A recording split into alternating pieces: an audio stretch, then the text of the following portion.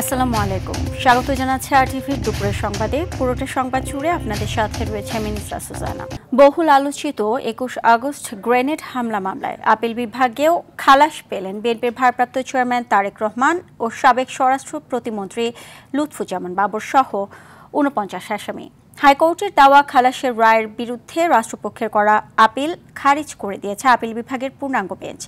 একই সঙ্গে এ মামলার কোনো আসামি কারাগারে থাকলে এবং তাদের বিরুদ্ধে অন্য কোনো মামলা না থাকলে দ্রুত মুক্তি দেওয়ার নির্দেশ দিয়েছেন সর্বোচ্চ আদালত। সাদিয়া কানিজের রিপোর্টে থাকছে বিস্তারিত। ২০০৪ সালের ২১ আগস্ট রাজধানীর বঙ্গবন্ধু এভিনিউয়ে তখনকার বিরোধী দলীয় নেতা শেখ হাসিনার সমাবেশে গ্রেনেড হামলায় দলটির নেতাকর্মী সহ ২৪ জন নিহত ও ৩ শতাধিক আহত হন। এ ঘটনায় করা দুটি মামলায় ২০১৮ সালের ১০ অক্টোবর সাবেক স্বরাষ্ট্র প্রতিমন্ত্রী লুৎফুজ্জামান বাবর সহ ১৯ জনকে মৃত্যুদণ্ড দেন ঢাকার দ্রুত বিচার ট্রাইব্যুনাল। এছাড়া বিএনপির ভারপ্রাপ্ত চেয়ারম্যান তারেক রহমান সহ ১৯ জনকে যাবজ্জীবন ও ১১ জনকে বিভিন্ন মেয়াদে কারাদণ্ড দেন বিচারিক আদালত। ৫ আগস্ট আওয়ামী লীগ সরকারের পতনের পর গত বছরের ১ ডিসেম্বর বিচারিক আদালতের রায় অবৈধ ও বাতিল ঘোষণা করে রায় দেন হাইকোর্ট। ফলে তারেক রহমান সহ মামলার দণ্ডপ্রাপ্ত সব আসামি খালাস পান। পরে হাইকোর্টের এই রায়ের বিরুদ্ধে আপিল করে রাষ্ট্রপক্ষ। রাষ্ট্রপক্ষের করা আপিলের উপর গত ২১ আগস্ট পঞ্চম দিনে শুনানি শেষ হয়। এরই ধারাবাহিকতায় রায় ঘোষণা করে প্রধান বিচারপতি ডক্টর সৈয়দ রেফাত আহমেদের নেতৃত্বাধীন ৬ সদস্যের আপিল বেঞ্চ। রাষ্ট্র কর্তৃক আনিত সমস্ত আপিল এবং যে সমস্ত পিটিশন ছিল সবগুলো ডিসমিস হয়েছে, অর্থাৎ হাইকোর্ট বিভাগের যেই রায়, খালাসের যে রায়, সেটা বহাল আছে। এ রায়ে ন্যায় বিচার প্রতিষ্ঠা হয়েছে বলে মনে করেন আইনজীবীরা। শেখ হাসিনা ওয়াজেদ তার রাজনৈতিক উদ্দেশ্যে ব্যক্তিগত জিঘাংসা থেকে জনাব তারেক রহমান সাহেবকে অন্যায়ভাবে এই মামলায় অন্তর্ভুক্ত করেছিলেন। এ মামলার কোনো আসামি কারাগারে থাকলে দ্রুত মুক্তি দেওয়ার নির্দেশ দিয়েছেন সর্বোচ্চ আদালত। সাদিয়া কানিজ, আরটিভি, ঢাকা। জুলাই আন্দোলনকে কেন্দ্র করে ঢাকার আশুলিয়া থানাধীন এলাকায় ভ্যান গাড়ি যোগে তরকারি ব্যবসায়ী মোহাম্মদ শাহাবুল ইসলাম শাওন হত্যা মামলায় আইনমন্ত্রী আনিসুল হকের ৪ দিনের রিমান্ড আবেদন মঞ্জুর করেছেন আদালত। সকালে শুনানি শেষে ঢাকার senior judicial magistrate Mohammad Tajul Islam সোহাগের আদালত এসব আদেশ দেন। এর আগে আসামিদের কারাগার থেকে আদালতে হাজির করে পুলিশ। এছাড়া একই থানায় শাকিল আনোয়ার নামে এক চাকুরিজীবীকে হত্যা মামলায় সাবেক দুর্যোগ ব্যবস্থাপনা ও ত্রাণ প্রতিমন্ত্রী ডাক্তার এনামুর রহমানকে গ্রেপ্তার দেখানো হয়।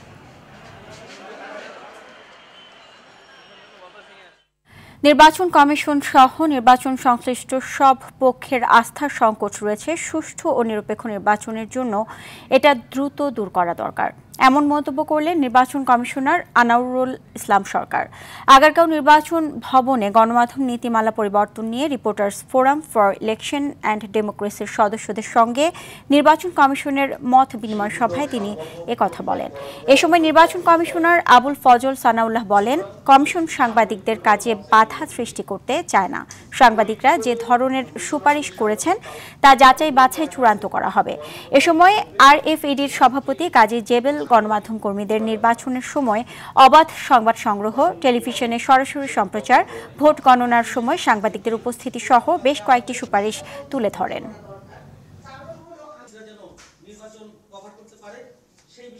প্রত্যেকটা বিষয় চুলচেরা বিশ্লেষণ করা দরকার রয়েছে। আপনাদের দিক থেকেও আমাদেরকে সহযোগিতা করুন, বাস্তবতার নিরিখে যার যার অবস্থান থেকে যাতে আমরা একটা ভালো নির্বাচন করতে পারি। ট্রান্সপারেন্ট ভোটের জন্য আপনাদের সহযোগিতা অত্যন্ত প্রয়োজন। আমরাও আমাদের পর্যালোচনা করে আপনাদের জন্য যেটা সহজ হয়, যেটা উভয় পক্ষের জন্য, মানুষের জন্য, স্বচ্ছ নির্বাচনের জন্য, ফেয়ার নির্বাচনের জন্য যেটা ভালো হয়, সেটা ইনশাআল্লাহ করব। ডাকসু নির্বাচনে পুরো দমে প্রচার চালাচ্ছে প্রার্থীরা। যাচ্ছেন ভোটারদের দাঁড়ে দাঁড়ে, তুলে ধরছেন তাদের প্রতিশ্রুতি। আর ভোটাররা বলছেন তাদের নিয়ে যার কাজ করবেন যারা ক্যাম্পাসের সমস্যা সমাধানে কাজ করবেন তাদেরকেই ভোট দিবেন তারা। বিগত দিনে প্রার্থীদের কার্যকলাপের উপর বিবেচনা করে ভোট দিবে বলে জানায় কেউ কেউ। এদিকে বিশ্ববিদ্যালয় নির্বাচন কমিশন প্রার্থীদের নিরাপত্তা দিতে চরম ব্যর্থতার পরিচয় দিয়েছে বলে অভিযোগ করেন ছাত্রদল সমর্থিত প্রার্থী আবিদুল ইসলাম খান। অন্যদিকে আজ বহুল প্রতীক্ষিত এজিএস প্রার্থীদের নিয়ে বেলা ৩টায় টিএসসিতে তর্ক বিতর্ক অনুষ্ঠিত হবে, যার আয়োজন করেছে ঢাকা বিশ্ববিদ্যালয়ের ডিবেটিং ক্লাব। প্রসেসিং এর উপর আছে যে কাকে পছন্দ হচ্ছে আমার, তার কাজগুলো কি, তার ব্যাকগ্রাউন্ড কি, তার মানে পাস্টে কি কি করছে না করছে, এই জিনিসগুলো দেখতেছি আমি আপাতত। মনে হয় না দল দেখে দেখে ভোট দেওয়া হবে, প্রার্থী দেখে দেখে দলের কিছুটা এফেক্ট থাকবে। ঢাকা বিশ্ববিদ্যালয়ের ছেলে মেয়েগুলো যে আপনার উপর আস্থা রেখেছে, এটা আপনার জন্য অনেক বড় প্রাপ্তি। সুতরাং এদেরকে ধারণ যদি আপনি করতে পারেন, কোনো ফাইল কেউ আটকাতে পারবে না। যেই বাজেট আপনার জন্য আসে সেই বাজেট পুরোপুরিভাবে যদি কার্যকর হয় তাহলে কোনো সমস্যায় বিশ্ববিদ্যালয়ে থাকার কথা না। দর্শক, ডাকসু নির্বাচনের খবরাখবর জানাতে ঢাকা বিশ্ববিদ্যালয় থেকে সরাসরি সঙ্গে যুক্ত হচ্ছেন সহকর্মী রাকিব হাসান। রাকিব, কেমন চলছে প্রচার প্রচারণা এবং ভোট নিয়ে কি ভাবছেন সাধারণ শিক্ষার্থীরা, আমাদেরকে বিস্তারিত জানাবেন।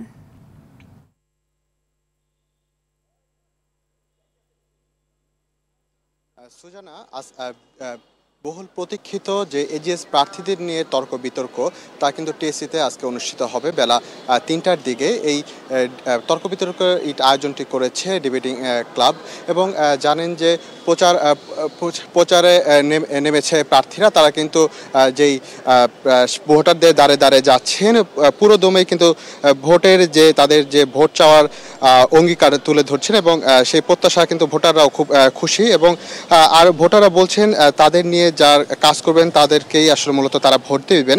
এদিকে বিশ্ববিদ্যালয় নির্বাচন কমিশন প্রার্থীদের নিরাপত্তা দিতে চরম ব্যর্থতার পরিচয় দিয়েছে জানায় প্রার্থীরা। কেননা যেই নারী প্রার্থী আসলে তাকে হুমকি দেওয়া হয়েছিল, সেই আলী কিন্তু এখনও বিশ্ববিদ্যালয়ে অবস্থান করছে বলে জানিয়েছে প্রার্থীরা। এছাড়া আসলে ডাকসু নির্বাচন নিয়ে যদি ষড়যন্ত্র হয় তাহলে কিন্তু এটি আসলে জাতীয় নির্বাচনেও ব্যাপক প্রভাব ফেলবে বলে জানায় এখানকার প্রার্থীরা। নির্বাচন কমিশনের খামখেয়ালিপনার নির্দেশনা কিন্তু ক্ষোভ প্রকাশ করেছে শিক্ষার্থী ও ভোটাররা। নির্বাচনকে ঘিরে যে 4 দিনের ছুটি দেওয়া হয়েছিল পরবর্তীতে তা 3 দিনে করা হয় এবং সর্বশেষ আসলে তা এখন 9 তারিখে একদিনে করা হয়েছে এবং জানেন যে নির্বাচন প্রচারের কিন্তু আর মাত্র 7 তারিখ পর্যন্তই শেষ সময়, পরবর্তীতে আর প্রচারের সময় পাবে না এবং পরবর্তী এই 7 দিনের মধ্যেই 7 তারিখের মধ্যেই কিন্তু সর্বশেষ প্রচার দিয়ে শেষ করবে। তো ডাকসু নির্বাচন নিয়ে এই ছিল আমার কাছে সর্বশেষ তথ্য। সুজানা, ধন্যবাদ আপনাকে। রাজশাহী বিশ্ববিদ্যালয় কেন্দ্রীয় ছাত্র সংসদ রাকসু ও হল সংসদ নির্বাচনে আজ শুরু হয়েছে মনোনয়নপত্র দাখিল। বিকেল 5টা পর্যন্ত কোষাধ্যক্ষের কার্যালয়ে ডোপ টেস্টের ফলাফল সহ মনোনয়নপত্র দাখিল করা যাবে। নির্বাচনে প্রতিদ্বন্দ্বিতা করতে মোট 1233 জন প্রার্থী মনোনয়নপত্র সংগ্রহ করেছেন। নবীন শিক্ষার্থীদের অন্তর্ভুক্তির পর মোট ভোটারের সংখ্যা দাঁড়িয়েছে 29,000। এদিকে প্রার্থীদের প্রচারণায় মুখরিত হয়ে উঠেছে জাহাঙ্গীরনগর বিশ্ববিদ্যালয় ক্যাম্পাস। ভোটারদের দাঁড়িয়ে গিয়ে নানা প্রতিশ্রুতি দিচ্ছেন প্রার্থীরা। প্রচারণা চলবে আগামী 9 সেপ্টেম্বর পর্যন্ত। ভোটাররা বলছেন শিক্ষার্থী বান্ধব এবং চলমান সমস্যা সমাধানে যাদের যোগ্য মনে করবেন তাদেরকে নির্বাচিত করবেন। ডাকসু নির্বাচনে 25টি পদের বিপরীতে লড়ছেন 179 প্রার্থী। নারী প্রার্থী যারা আছে তাদের যে লেভেল প্লেইং থেকে শুরু করে সাইবার বুলিং থেকে শুরু করে যখন প্রচারণা শুরু হবে, তো সেই প্রচারণায় কোনো বাধা বিঘ্ন আসবে কিনা এটা নিয়ে আমরা আসলে এখন পর্যন্ত শঙ্কামুক্ত নই। আমরা মনে করি যে বিশ্ববিদ্যালয় এই ডোপ টেস্টের ব্যাপারে তাদের কাজটা শেষ করবেন এবং সুন্দর একটা ইলেকশন আমাদেরকে উপহার দেবেন। দর্শক, এই বিষয়ে আরো জানাতে রাজশাহী বিশ্ববিদ্যালয় থেকে যুক্ত হচ্ছেন সহকর্মী মোস্তাফিজ রকি। রাকসুতে মনোনয়নপত্র দাখিলের সবশেষ কি তথ্য রয়েছে আপনার কাছে, আমাদেরকে বিস্তারিত জানাবেন। উৎসবমুখর পরিবেশের মধ্য দিয়ে রাজশাহীতে আসলে মনোনয়নপত্র রাজশাহী বিশ্ববিদ্যালয়ে আসলে মনোনয়নপত্র জমা দিচ্ছেন যারা প্রার্থী রয়েছেন তারা, এবং রাকসু নির্বাচনকে ঘিরে কিন্তু আমরা দেখতে পাচ্ছি যে এক ধরনের যে নির্বাচনী আমেজ সেটি কিন্তু আসলে জমে উঠেছে। যদিও এখন দুপুরের সময় খাবারের বিরতি চলছে, এবং তারপর আমরা দেখেছি রাকসুর যে কোষাধ্যক্ষের কার্যালয় রয়েছে সেখানে কিন্তু প্রার্থীরা আসছেন এবং তাদের যে মনোনয়নপত্র সেটি তারা জমা দিবেন। এবং সর্বশেষ যে তথ্যটি আমার কাছে রয়েছে, এখন পর্যন্ত আসলে 10 জন প্রার্থী তারা মনোনয়নপত্র আসলে জমা দিয়েছেন, এবং তারা কিন্তু আসলে বলেছেন যে তারা কিন্তু যে নির্বাচন যেটি রয়েছে তারা কিন্তু আশাবাদী যে 25 সেপ্টেম্বরই তারা এই নির্বাচনটি অনুষ্ঠিত হচ্ছে, এটি তারা আশা প্রকাশ করেছেন। এছাড়াও তারা বলছেন যে যেহেতু ডোপ টেস্টের যে ফলাফলের যে নমুনার সাথে কিন্তু মনোনয়নপত্রের সঙ্গে যুক্ত করার যে বিষয়টি রয়েছে, এটি জন্যই মূলত তারা কিন্তু বলছে যে কিছুটা ধীর গতিতে মনোনয়নপত্র জমা দিচ্ছেন, যেহেতু আগামী 7 সেপ্টেম্বর সময় রয়েছে, মনোনয়নপত্র জমা দেওয়ার শেষ সময় রয়েছে, এবং অনেকে শেষ সময়ের দিকে মনোনয়নপত্র জমা দিতে চাচ্ছেন। তবে এই নিয়ে রাজশাহী বিশ্ববিদ্যালয় প্রশাসনের পক্ষ থেকে যে সিনেট ভবন রয়েছে সেখানে একটি আনুষ্ঠানিক একটি প্রেস ব্রিফিং হয়েছে, এবং সেখানে কিন্তু উপাচার্য রয়েছে রাজশাহী বিশ্ববিদ্যালয়ে, তিনি কিন্তু জানিয়েছেন যে নির্বাচন কমিশনকে সব ধরনের প্রশ্ন আসলে যে ধরনের আসলে সহযোগিতা করে সেটি তারা করবেন, এবং সুষ্ঠু নির্বাচনের ক্ষেত্রে তারা সব ধরনের আসলে প্রস্তুতি নিয়ে রেখেছেন, এবং এরই মধ্যে তারা নির্বাচন কমিশনকে বিভিন্ন ধরনের যে নির্দেশনা সেগুলো তারা আসলে দিয়েছেন। এখন পর্যন্ত সূচনা যেই মনোনয়নপত্র যে জমাদানের কার্যক্রম সেটি চলছে।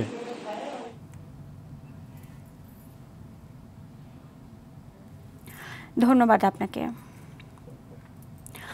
আইন প্রয়োগকারী সংস্থার সাবেক অনেক সদস্যই ডিবি বা অন্যান্য বাহিনীর পরিচয় দিয়ে ডাকাতির ঘটনা ঘটাচ্ছে বলে জানিয়েছে পুলিশ।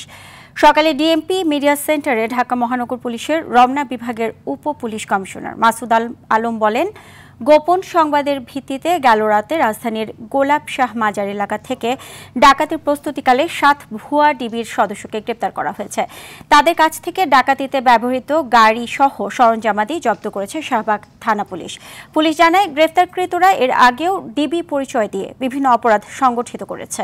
ভুয়া আইনশৃঙ্খলা বাহিনীর অপকর্মের শেকড় অনুসন্ধানেও কাজ করছে পুলিশ। অপ্রীতিকর ঘটনার সম্মুখীন হলে ভুক্তভোগীরা যাতে স্থানীয় থানার সঙ্গে যোগাযোগ করে সেই পরামর্শ দেন এই পুলিশ কর্মকর্তা।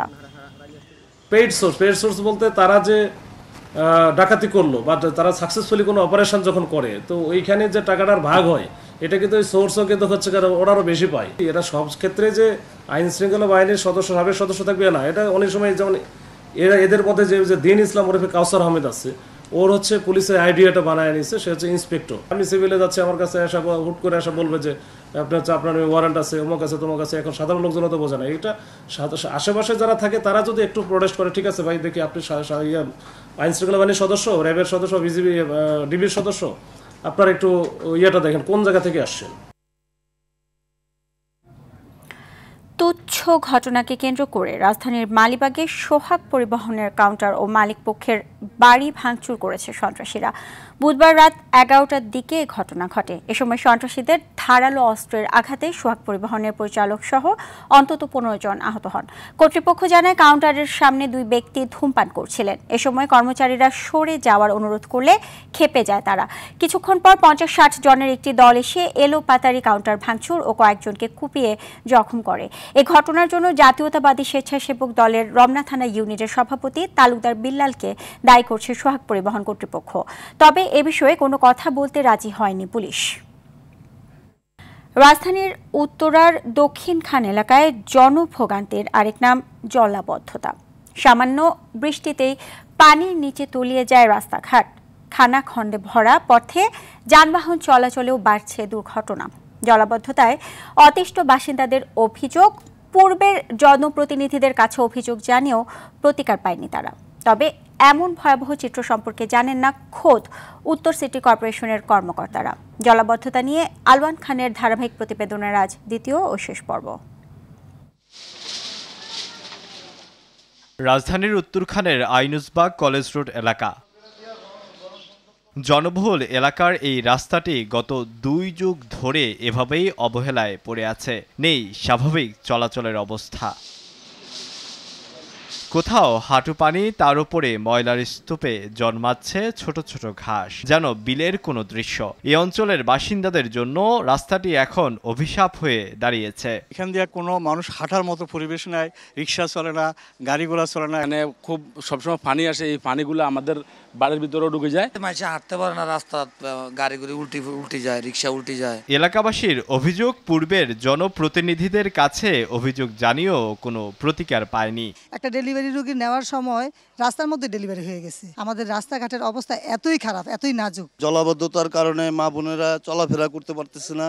কষ্টই হয়, মানে 1200-1500 টাকা বেশি ঢাকা শহর দোকান ভাড়া দেওয়া। 90 সালের নির্বাচনে, 91 নির্বাচনে, এরপর এবং 2001 সালে এই এলাকার যতটুকু উন্নয়ন হয়েছে, আমাদের অত্যন্ত দুর্ভাগ্য এরপর প্রায় 16-17টি বছর এই এলাকায় কোনো ধরনের কোনো উন্নয়ন হয় নাই। উত্তরের অবস্থা যদি দেখেন এবং আমাদের অবস্থা যদি দেখেন, মনে হবে আমরা আফ্রিকার কোনো জঙ্গলে বসবাস করি আর ওনারা আমেরিকা, আপনার কানাডার এই ধরনের কোনো শহরে বসবাস করে। রাস্তার এমন ভয়াবহ চিত্র সম্পর্কে জানেন না উত্তর সিটি কর্পোরেশনের কর্মকর্তারা। তবে দ্রুত রাস্তাটির সংস্কার কাজ শুরু করবে বলে জানান ডিএনসিসির এ কর্মকর্তা।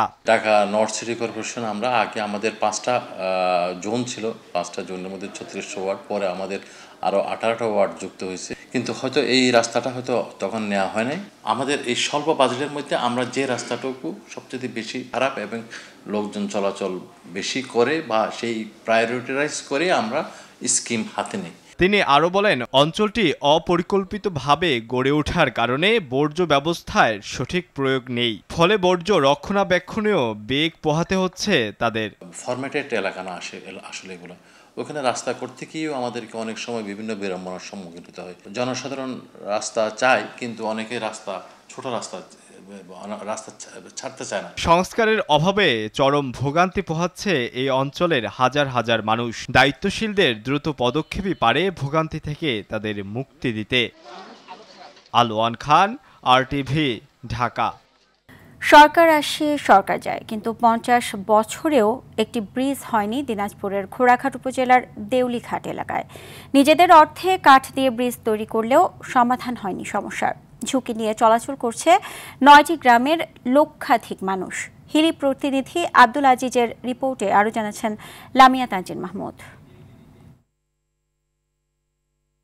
ছবির মতো সুন্দর এই জায়গাটা দিনাজপুরের ঘোড়াঘাট উপজেলার সিংড়া ইউনিয়নের দেউলিঘাট। বর্ষা এলেই যেখানে চলাচল করতে হয় জীবন বাঁচি রেখে, কারণ সিমেন্টের খুঁটির ওপর বাঁশ কাঠের এই সুন্দর সাঁকোটি পুরোই ভাঙাচোরা। খায়রুল, ঋষিঘাট, চাঁদপাড়া, ভর্নাপাড়া, সাতপাড়া, মগলেশপুর, নলডাঙ্গা, গিরাপাড়ি, আঙ্গারিপাড়া সহ বিভিন্ন এলাকার লক্ষাধিক মানুষ চলাচল করে এ পথ দিয়ে।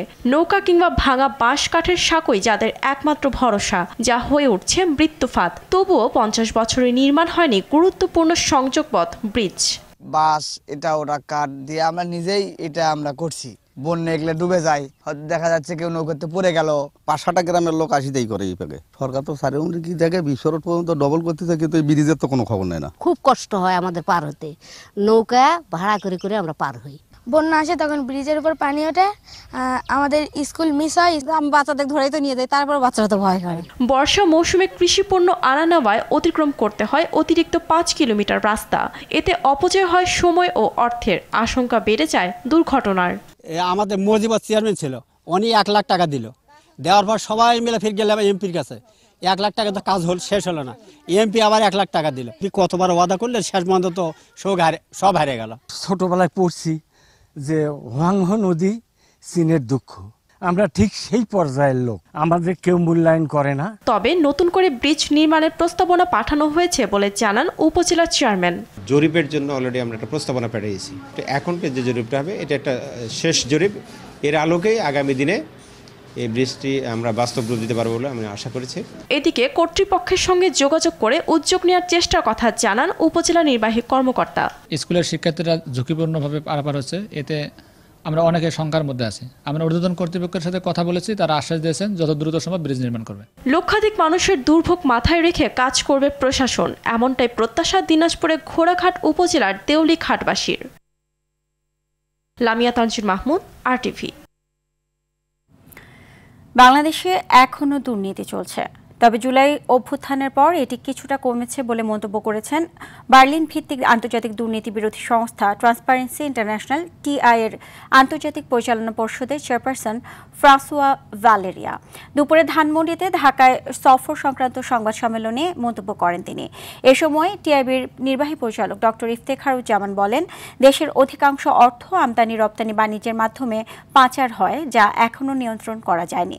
5 আগস্ট পরবর্তী সময়ে র্যাঙ্কিং খাতে কিছুটা সংস্কার হওয়ায় অর্থ পাচারের প্রতিরোধক ব্যবস্থা হয়েছে বলেও মনে করেন তিনি। যে অর্থ পাচারটা বাংলাদেশের জন্য কত বিশাল একটা চ্যালেঞ্জ, সেটা আমাদেরকে মনে রাখতে হবে। সেটা বিবেচনা রেখে আমরা যেটা করার চেষ্টা করছি, দুইটা দিক। একটা হচ্ছে অর্থ পাচার প্রতিরোধ করার উপায় আমাদেরকে খুঁজে বের করতে হবে, আর একটা হচ্ছে যে পাচারকৃত অর্থ ফেরত আনার উপায় খুঁজে বের করতে হবে। টিআইবি সরকারের সমালোচনা চলমান রেখেছে, কারণ সরকার এবং তার অংশীজনদের বিতর্কিত ভূমিকার সমালোচনা করার ক্ষেত্রে কোনো আপোষ নেই। ফলে সমালোচনামূলক ভূমিকা নিয়ে বর্তমান সরকারের কিছু অংশ অসন্তুষ্ট।